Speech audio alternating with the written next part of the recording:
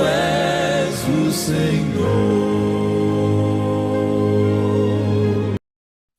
A graça e a paz do nosso Senhor Jesus Cristo. Estamos aqui para dar continuidade ao tema O que é a Igreja e seus sacramentos. A última aula nós terminamos falando sobre a Santa Ceia do Senhor. Agora, eu gostaria de entrar num assunto em que está tomando conta do meio cristão, seja aqui nos Estados Unidos, seja no Brasil, seja em qualquer lugar do mundo, né? Que esse movimento está sendo chamado de os desigrejados.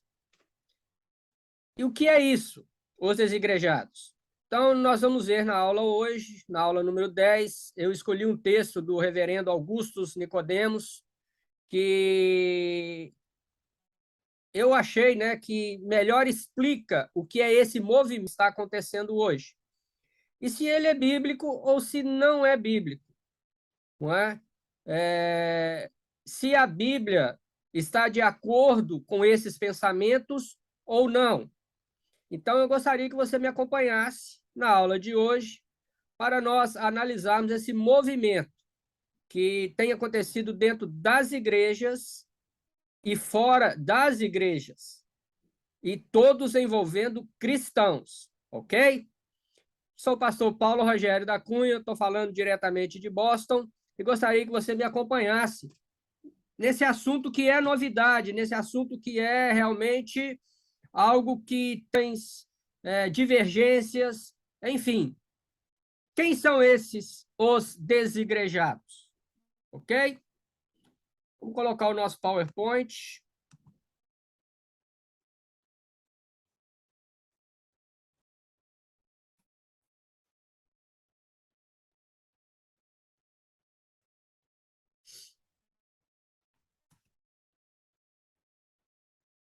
Ok, os desigrejados. Bem, como eu disse, eu busquei um texto que o reverendo Augusto Nicodemos escreveu no site Spurgeon Online. Você vai ter o endereço que você pode ir lá consultar e ver todo ele. É um artigo em que ele escreveu, porém eu tirei apenas algumas partes dele. Ele é bem maior. Então, se você quiser ter o conjunto de tudo aquilo que ele falou, vai nesse site. Ok? Então, vamos lá. Aula número 10. Os desigrejados. Eu vou ler, né? E à medida que eu for lendo, nós vamos discutindo isso aí, tá bom? O reverendo Augustus Nicodemos diz o seguinte, sobre a questão dos desigrejados. Para mim, resta pouca dúvida de que a igreja institucional e organizada, aquela de 4 paredes, da qual nós estamos lá todo domingo ou durante a semana para os cultos que são realizados, ok? Está no centro de acirradas discussões em praticamente todos os quartéis da cristandade. Então, é um problema do dia de hoje. E mesmo fora dela, e mesmo fora da igreja. O surgimento de milhares de denominações evangélicas, o poderio apostólico de igrejas neopentecostais, a institucionalização e secularização das denominações históricas, a profissionalização. Hoje nós temos coach para tudo quanto é lado, né? Isso aí, para mim, para a questão ministerial, isso tem sido uma destruição. Venha saber como fazer melhor isso, aquilo, não. Busca na Bíblia. Pastor, busca na Bíblia. Esquece esse povo que está aí querendo dar curso de tudo. Então, vamos lá. A profissionalização do ministério pastoral. A busca de diplomas teológicos reconhecidos pelo Estado. A variedade infindável de métodos de crescimento de igrejas. De sucesso pastoral. Os escândalos ocorridos nas igrejas. A falta de crescimento das igrejas tradicionais, o fracasso das igrejas emergentes, tudo isso tem levado muitos a se desencantarem com a igreja institucional e organizada. Então, Os desigrejados, diante de todos esses fatores que eu mostrei, e mais um que eu vou acrescentar aqui, que é a falta da busca da santificação, a falta da busca do desenvolvimento da sua salvação, a falta da busca da fé e do fruto do Espírito, tem levado homens e mulheres a tudo isso que é verdade aqui que ele escreveu, tomar frente e tomar posse na sua vida, não é? Para que eles dizem que, bah, igreja não é mais um lugar para eu ir, eu prefiro ficar em casa. Uma sutileza de Satanás. Eu posso ser crente em casa. Mas nós vamos mais para frente, nós vamos evoluir isso aí, tá bom? Continua Augusto Nicodemos. Alguns simplesmente abandonaram a igreja e a fé. Mas outros querem abandonar apenas a igreja e manter a fé. Não tem como. Nós vamos ver, depois nas aulas, nós vamos ver que isso não tem como, isso está ligado. Deus pede um local para que ele esteja presente desde o Antigo Testamento. E não é diferente no Novo Testamento. Nós vamos ver isso passo a passo, ok? Querem ser cristãos, mas sem a igreja. Muitos desses estão apenas decepcionados com a igreja institucional, por tudo isso que aconteceu lá no primeiro parágrafo que eu disse, e tentam continuar a ser cristãos sem pertencer ou frequentar nenhuma igreja física. Todavia, existem aqueles que, além de não mais frequentarem a igreja, tomaram essa bandeira, a bandeira dos desigrejados, e passaram a defender abertamente o fracasso total da igreja organizada, a necessidade de um cristianismo sem igreja e a necessidade de sairmos da igreja para encontrarmos Deus. Essas ideias vêm sendo veiculadas através de livros, palestras, através da mídia. Isso virou um movimento que cresce a cada dia. Estes são os desigrejados. Porém, se nós formos para a Bíblia, vamos para o Novo Testamento, porque às vezes uma das desculpas do desigrejado é o seguinte: não, aquela coisa de templo, aquela coisa de tabernáculo, aquela coisa de reunir, de levar ofertas ao Senhor, então aquilo é do Antigo Testamento, aquilo é da antiga aliança. Não, não é.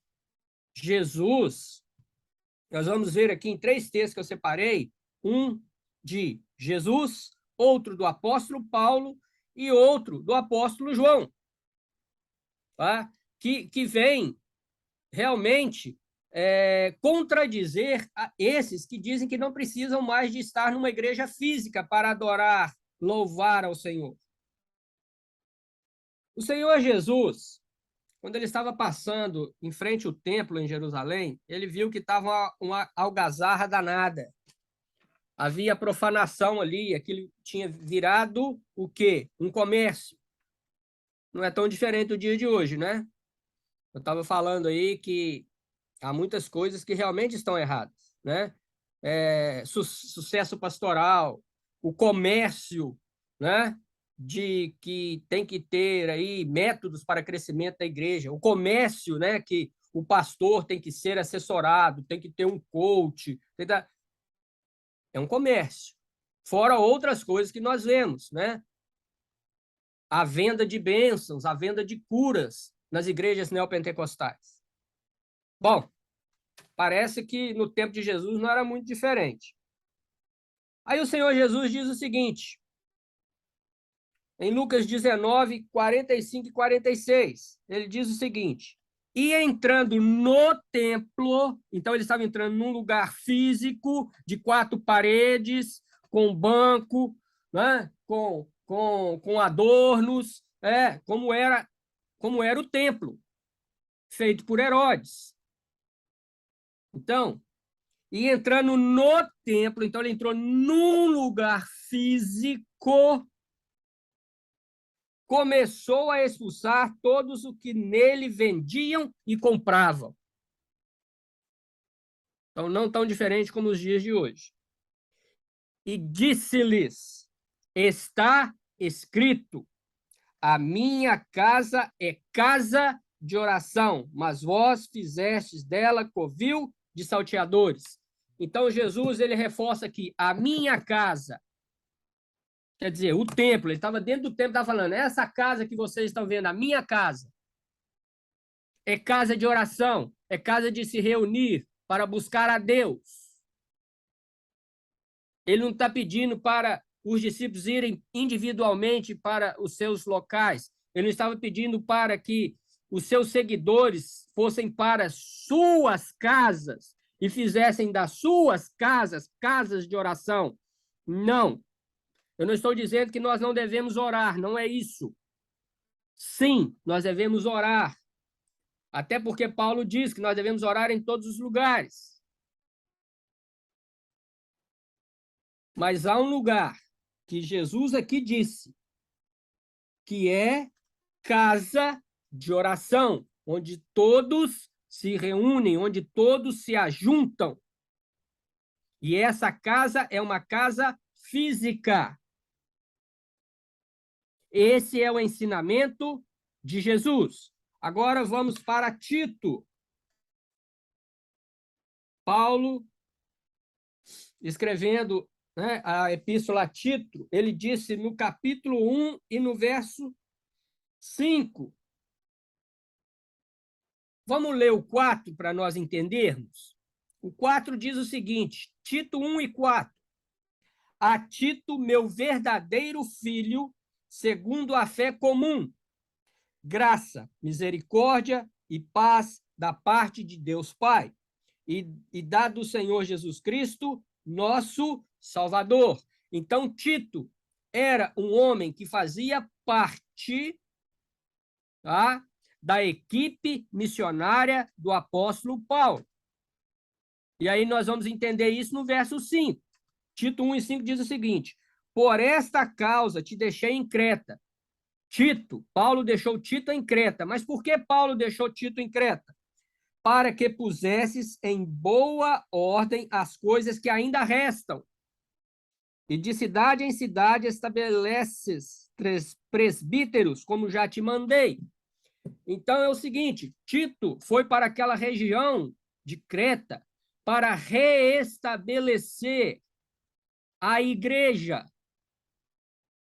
tanto a igreja espiritual, que somos nós, como a igreja física, 4 paredes, tijolo, pedra, cimento.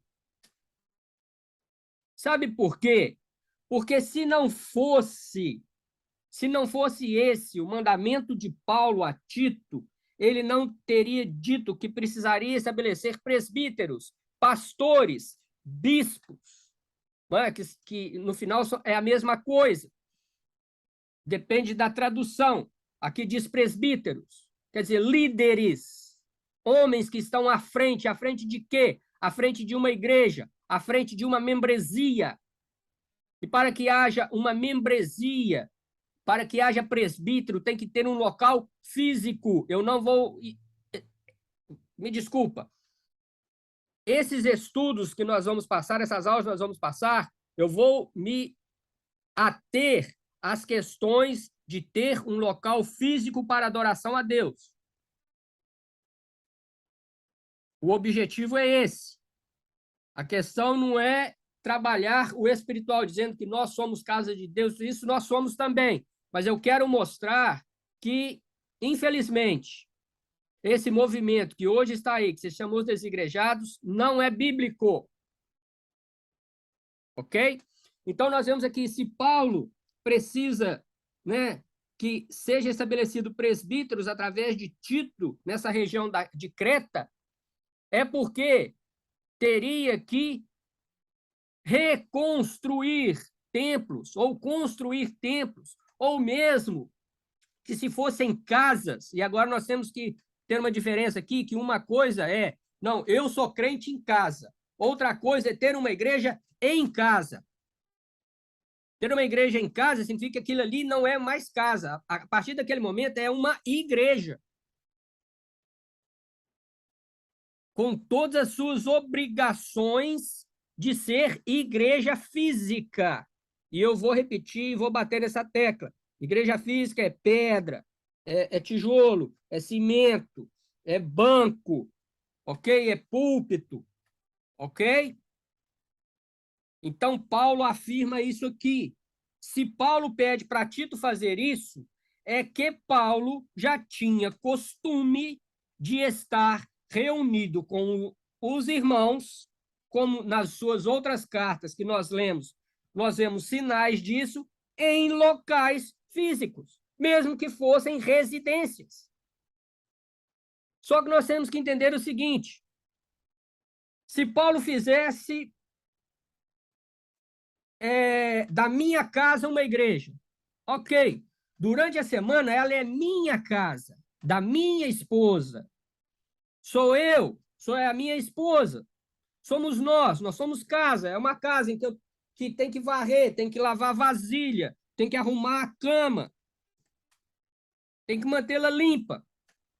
Ah, mas vamos dizer, no domingo, essa casa se transforma em igreja física. Os irmãos vêm para dentro, os irmãos vêm reunir, os irmãos vêm louvar, vêm adorar. Escutamos a palavra do Senhor. Neste momento, ela é igreja, dentro da minha casa, mas ela não é mais a minha casa, mas sim a igreja que se reúne na cidade de Boston. Entenderam? E um outro detalhe é o último estudo que nós tivemos sobre as 7 igrejas da Ásia, do apóstolo São João. São João estava escrevendo a quem? As 7 cidades, as 7 igrejas que estavam em 7 cidades. Será que João estava escrevendo para cada um? Se a igreja de Éfeso tivesse, sei lá, 200 membros, ele ia escrever 200 cartas? Porque a igreja se reúne em casa, porque em casa eu também sou igreja. Ele tinha que escrever 200 cartas. Não, ele escreveu uma carta para a igreja de Éfeso, Esmirna, Tiatira, Sardes, Filadélfia, Laodiceia. E essas cartas seriam lidas na igreja onde? Na igreja de 4 paredes. Ali na igreja, os irmãos, as irmãs se reuniam e iriam escutar o que João escreveu para aquela igreja, lugar físico. Isso é simplesmente uma análise que nós chegamos a essa conclusão. Ok? Vamos passar. Continua o reverendo Nicodemos. E, para mim, a mesma impressão que eu tenho, tá? No final, fico com a impressão que os desigrejados, na verdade, eles não são contra a igreja organizada, meramente porque desejam uma forma mais pura de cristianismo, mais próxima da forma original, mais próxima da igreja dos apóstolos, que está lá em Atos. Né? Por quê? Porque essa forma original foi o que ele escreveu aí. Essa forma original já nasceu organizada e estruturada. Nos evangelhos e no restante do Novo Testamento, nós acabamos de ler aqui 2 textos. Desculpa. E citamos as 7 igrejas da Ásia. Não é? E nós vemos ainda o seguinte, para complementar isso aqui, se nós continuarmos em Tito, no capítulo 2, e lermos do versículo 1 ao 10, nós não vamos ler, mas você vai ver que Tito diz, Paulo diz o seguinte a Tito, no verso 1, tu, porém, fala o que convém à sã doutrina. Quer dizer, Tito teria que falar ali, aquele povo, na região de Creta, o que? A sã doutrina, aquilo que está dentro da Bíblia. E aí nós vamos ver que ele começa a enumerar, não é? Fases de idade dentro da igreja. No verso 2, ele fala sobre os velhos e fala o que eles devem ser. No verso 3, ele cita as mulheres idosas. No verso 5, ele vai falar sobre os jovens. No 9, ele fala sobre aqueles que são empregados e como eles devem se portar diante aos seus patrões. Então, veja bem, Tito teria que passar de casa em casa, pegando, né, me desculpa a expressão, mas pegando velho por velho da igreja, depois pegando mulheres por mulheres idosas da igreja. E, assim, as mulheres idosas teriam que ensinar as mulheres novas. É o verso 4. Aí as mulheres idosas teriam que ir de casa em casa, ensinando as mulheres novas como se procederem. Não é? Isso é coletivo. Tito iria ensinar coletivamente, com a congregação, com a igreja reunida, ensinar a sã doutrina com todos ouvindo a mesma coisa, juntos. Aqui dá ideia de unidade, de todos juntos. E ali Tito, através do ensino da sã doutrina, iria falar a esses grupos de pessoas. Não tem como eu entender de outra forma que isso é assim, não. É em casa que eu sou igreja. Não, você é igreja em casa, mas você também tem que ser igreja onde ela está estruturada, organizada, quatro paredes. Continuando Nicodemos, aqui o que ele diz. Pois essa forma original já nasceu organizada e estruturada nos evangelhos e no restante do Novo Testamento. Foi os textos que eu li. Né? E isso apenas como exemplo. Existem muitos outros textos. Nicodemos diz aquilo que eu penso. Acho que eles querem mesmo é liberdade para serem cristãos do jeito deles, acreditar no que quiserem e viver do jeito que acham corretos, sem ter que prestar contas a ninguém. Pertencer a uma igreja organizada, especialmente aquelas que historicamente são confessionais e que têm autoridades constituídas, conselhos e concílios, significa submeter nossas ideias e nossa maneira de viver ao crivo do evangelho, conforme entendido pelo cristianismo histórico. Esse cristianismo histórico é a história da igreja, de Atos dos Apóstolos, passando por todo o período, chegando até os dias de hoje. E isso parece que para muitos é pedir muito, é pedir demais. Eu também não tenho essa ilusão. É claro que a igreja de hoje passa por uma grande crise espiritual. Mas nós devemos lembrar que Jesus fez uma promessa a ela, que as portas do inferno não prevaleceriam sobre a igreja.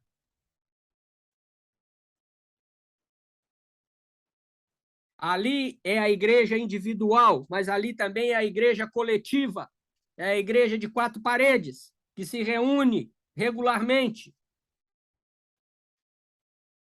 Eu não tenho ilusões quanto ao estado atual da igreja. Ela é imperfeita e continuará assim enquanto eu for membro dela. Sim. Nós não estamos no céu. Às vezes os desigrejados estão achando que nós já estamos no céu, que tudo é perfeito, tudo tem que ser as maravilhas. Não. Nós somos pecadores salvos. Salvos. Mas ainda existe em nós a semente do pecado. É por isso que Paulo escreveu diversas cartas a diversas igrejas, alertando como elas deveriam se comportar.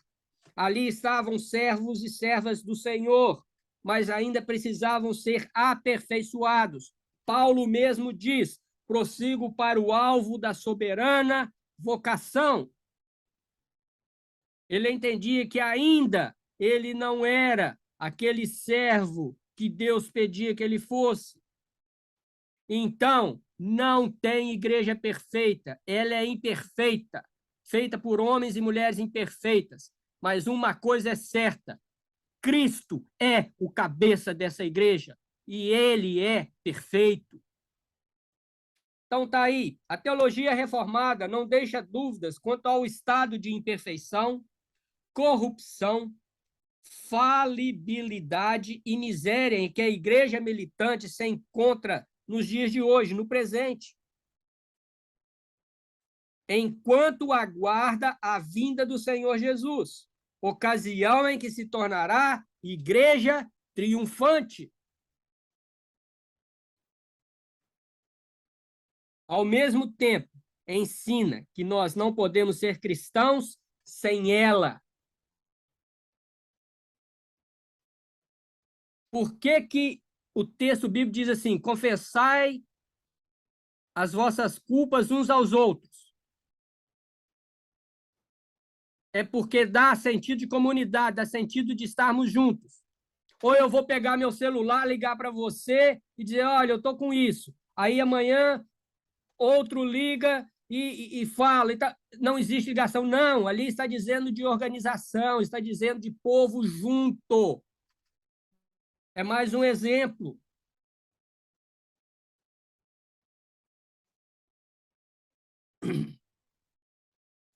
Então vamos lá. Ao mesmo tempo, ensina que não podemos ser cristãos sem ela. Que apesar de tudo, precisamos um dos outros. Que nós precisamos da pregação da palavra. Precisamos da disciplina e dos sacramentos, da comunhão de irmãos e dos cultos regulares. Era assim que a igreja primitiva crescia.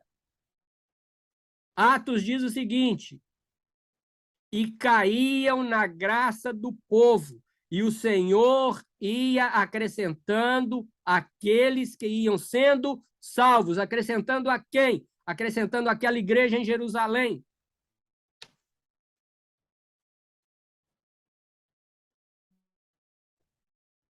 Cristianismo sem igreja é uma outra religião. É uma religião individualista dos livres pensadores, eternamente em dúvidas e incapazes de levar cativos seus pensamentos à obediência de Cristo. É isso que ele diz, é isso que eu concordo. Se você está nessa situação, talvez a minha palavra tenha sido dura, mas ela está baseada na Bíblia. E baseado na Bíblia, eu não posso fugir dela. Você não pode ser um cristão em casa. Vai estar te faltando muitas coisas. E com certeza, a primeira coisa que vai te faltar vai ser fé. E sem fé é impossível agradar a Deus. Repense se você está dentro desse grupo. Busque um grupo para se reunir. Ele não vai ser perfeito. Não, não vai ser. E se você procurar outro, ele também não vai ser perfeito. Talvez diferente daquilo que você viu de errado no primeiro. No segundo, você vai ver outros. E assim, enfim, não fique pulando de igreja para igreja. Tenha constância cristã. Talvez isso é o que tenha faltado nos nossos dias, constância cristã. E eu repito mais uma vez, aquele que fica em casa achando que ele é a igreja e que ali Deus vai falar com ele, me desculpe, você está no caminho errado. Porque a primeira coisa que vai esfriar é a sua fé. E repetindo, sem fé é impossível agradar a Deus. Amém? E Deus te abençoe. Que essa palavra, que talvez possa ter sido dura para você, mas possa estar te mostrando realmente aquilo que a Bíblia diz, aquilo que a Bíblia pede da igreja de Cristo, da noiva do Cordeiro. Amém?